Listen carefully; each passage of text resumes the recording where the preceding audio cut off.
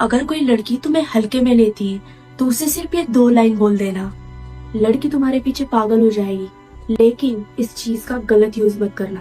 पहली लाइन, मुझे लगता है कि हमारी प्रायोरिटीज अब अलग हो चुकी है, तो हमारा दूर रहना ही अच्छा रहेगा।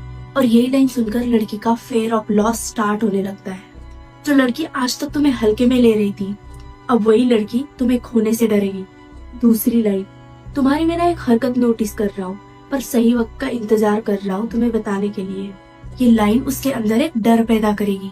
उसे ऐसा लगेगा कि उसकी सारी चालाकियां फिजूल की है और उसका माइंड डिफेंसिव मोड में चला जाएगा। तीसरी और सबसे खतरनाक लाइन, मुझे तुमसे ना फर्क पड़ना बंद हो चुका है, अब मुझ में तुम जो भी तुम्हारे लिए देखती हो वो सिर्फ फॉर्मेलिटी है। और ये लाइन सीधा उसके ईगो को हिट करेगी।